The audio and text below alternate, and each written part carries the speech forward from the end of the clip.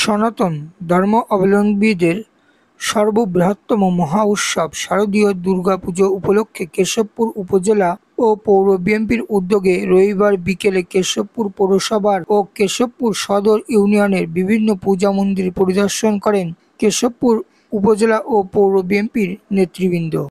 এ সময় বক্তব্য রাখেন বিএনপির জাতীয় নির্বাহী কমিটির সদস্য কেশবপুর উপজেলা বিএনপির সভাপতি আলহাজ আবুল হোসেন আজাদ। আমরা আপনাদের মাঝে আপনাদের এই পূজা পরিদর্শনের জন্য এসেছি। আপনারা জানেন আমাদের প্রিয় নেতা শহীদ প্রেসিডেন্ট জিয়াউর রহমান বারবার বলতেন ধর্ম যার যার উৎসব সবার। আমরা এই দেশের মানুষ, আমরা এই দেশে জন্মেছি, আমরা এই দেশের মরব। আমাদের এই যুগ যুগ ধরে আমাদের সমাজের একটা দৃঢ় বন্ধন, হিন্দু মুসলিম বৌদ্ধ খ্রিস্টানদের একটা দৃঢ় বন্ধন আছে। সেই বন্ধনে এই মুসলিমরা আপনাদের এই পূজার জন্য পূজা উদযাপনের সময় আপনাদের পাশে আসে, পাশে থাকে। পাশাপাশি আপনারা মুসলিম পর্বের সময় আপনারাও সেইভাবে আমাদের মুসলমানদের পাশে তারা বাড়িতে যান। এই দীর্ঘ যুগ যুগের এই বন্ধন অটুট আছে, ইনশাআল্লাহ আগামীতে সেই অটুট থাকবে। আমাদের প্রিয় নেতা জনাব তারেক রহমান বলেন, আমরা সবাই বাংলাদেশের মানুষ, আমরা বাংলাদেশে জন্মেছি।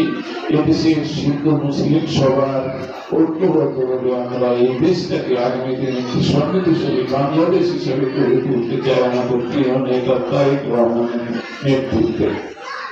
আসুন, আমরা কোনো ধর্মের ভেদাভেদ নয়, আমরা সকলে এক জাতিসত্তার মধ্য দিয়ে আমাদের এই প্রিয় মাতৃভূমিকে আগামী দিনের জন্য আমরা আমাদের প্রিয় নেতা তারেক রহমানের হাতকে শক্তিশালী করব এবং তার নেতৃত্বে আজকে একটি সুন্দর ভবিষ্যৎ বাংলাদেশ আমরা গড়ে তুলব ইনশাআল্লাহ।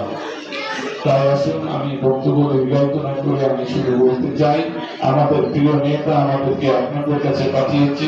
ইতিমধ্যে কয়েকবার আপনাদের পরিষদের সাথে আমরা মিটিং করেছি।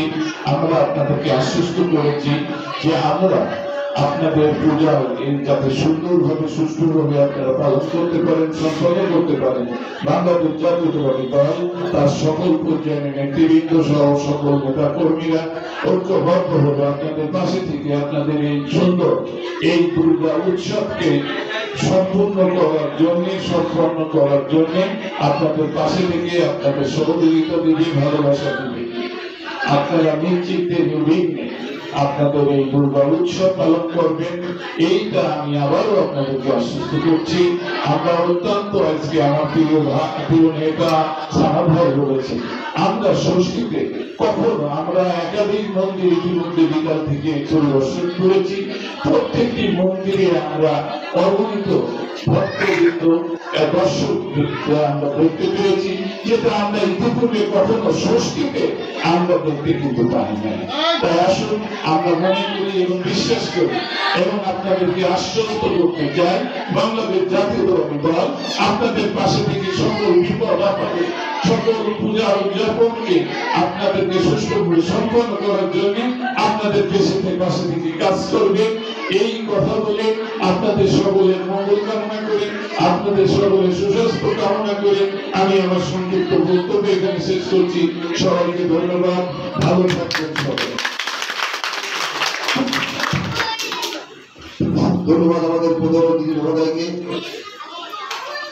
আপনাদের সামনে বক্তব্য নিয়ে আসছে আজকের এই পূজা উদযাপন কমিটির সভাপতি আমাদের শ্রদ্ধেয় দাদা মানব বর্মন।